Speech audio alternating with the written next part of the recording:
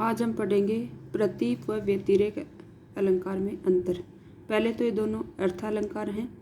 अब प्रतीप भी उपमा का उल्टा होता है और व्यतिरेक भी उपमा का उल्टा होता है, लेकिन इनमें तो कुछ अंतर होता है, उसी को आज हम पढ़ेंगे।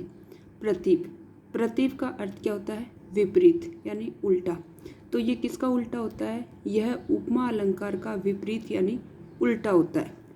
इसमें स्वाभाविक उपमेय को तो क्या मान लिया जाता है? उपमान, और उपमान को उपमेय बना दिया जाता है, तब प्रतीप अलंकार होता है।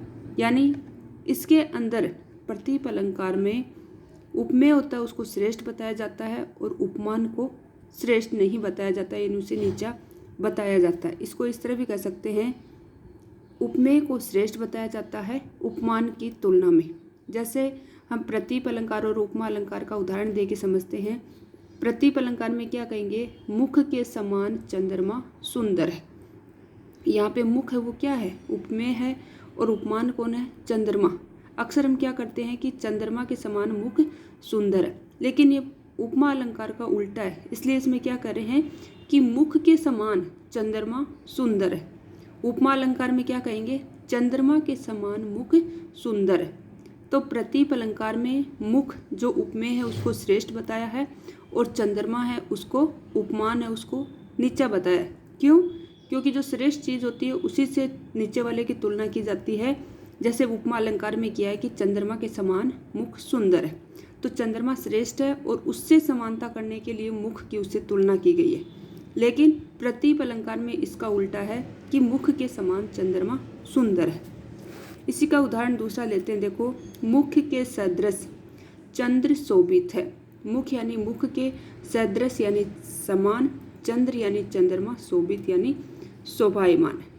इसी तरह कमल नेत्र सम लगता है, कि कमल जो है, कमल का फूल है, वो किसके समान लग रहा है? नेत्र के समान सुंदर लग रहा है। तो यहाँ पे प्रतीप अलंकार है, क्योंकि उपमेय को उपमान और उपमान को उपमेय बना दिया गया है। इसी तरह दूसरा है सिए बदन सम हिमकर नाही। वदन यानी होता है मुख, तो सिए यानी सीता का मुख, सम यानी समान, हिमकर यानी चंद्रमा, नहीं यानी नहीं है, कि सीता का जो मुख है उसके समान चंद्रमा नहीं है। कहने का अर्थ है कि सीता का मुख है वो ज़्यादा श्रेष्ठ है चंद्रमा की बजाय। मुख आलोकित जग करे। मुख यानी जो मुख है वो तो किसको आलोकित प्रकाशित कर रहा है? जग यानी संसार को। कहो चंद्र के ही काम, कहो यानी बताओ, चंद्र यानी चंद्रमा, के ही काम यानी किस काम का है, कि नायिका का मुख जो है वो संसार को प्रकाशित कर रहा है, तो चंद्रमा किस काम का है। तो यहाँ पे कौन सा अलंकार हुआ? प्रतीप अलंकार हुआ, क्योंकि मुख को श्रेष्ठ बताया है चंद्रमा से। अब दूसरा है व्यतिरेक अलंकार। व्यतिरेक अलंकार में भी क्या होता है? प्रतीप अलंकार के समान वह भी उपमा अलंकार का उल्टा होता है, लेकिन इसमें उपमेय की बजाय उपमेय को श्रेष्ठ बताया जाता है उपमान की तुलना में। ये दोनों बात तो प्रतीप और व्यतिरेक दोनों में समान है, लेकिन व्यतिरेक में क्या होता है कि इसमें उसकी श्रेष्ठता किस कारण से बताई है, उसका कारण भी बताया जाता है। प्रतीप में कारण नहीं बताया जाता कि वो किस कारण से सुंदर है या किस कारण से श्रेष्ठ है, लेकिन व्यतिरेक में उसका कारण भी साथ में लिखा हुआ होता है। यही इसका मूल अंतर होता है। जैसे इसके नाम से हम देखते हैं, व्यतिरेक, वी प्लस अतिरेक, तो इसमें कौन सी संधि है? नाम के अंदर यण संधि है। अब वी यानी विशिष्ट, अतिरेक यानी अतिरिक्ता। विशिष्ट अतिरिक्ता होती है किसके अंदर? व्यतिरेक में। यानी उपमेय में जो है विशिष्ट अतिरिक्ता या विशेषता होती है, किससे? उपमान की तुलना में।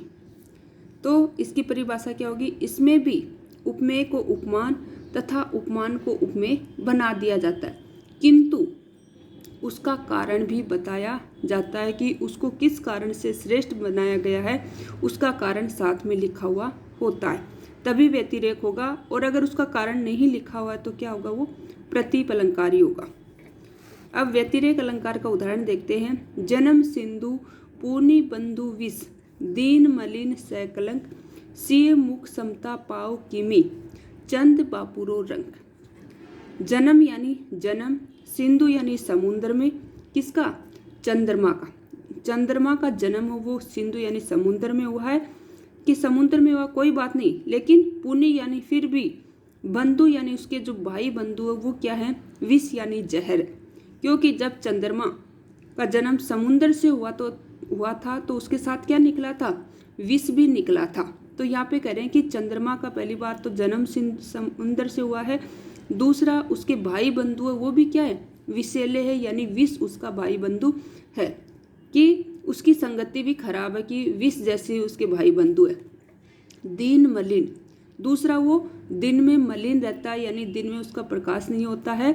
चौथा सकलंक, उसमें जो है कलंक भी विद्यमान है।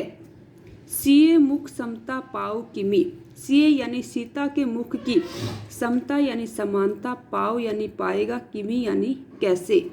चंद यानी चंद्रमा, बापुरो रंग, चंद्रमा तो बेचारा, रंग यानी गरीब है, किसके मुख के आगे, सीता के मुख के आगे। इसमें देखो अगर अकेली नीचे वाली लाइन होती और ऊपर वाली नहीं दी होती तब तो कौन सा होता, प्रतीप अलंकार होता, क्योंकि इसमें कारण नहीं बताया होता। अगर साथ में कारण बताया है इसका मतलब है इसमें व्यतिरेक अलंकार है। इसी तरह इसका प्रतीप व्यतिरेक अलंकार का दूसरा उदाहरण लेते हैं। सम सुब्रन सुख माकर, सुखद न थोर, सिए अंग सखी कोमल कनक कठोर।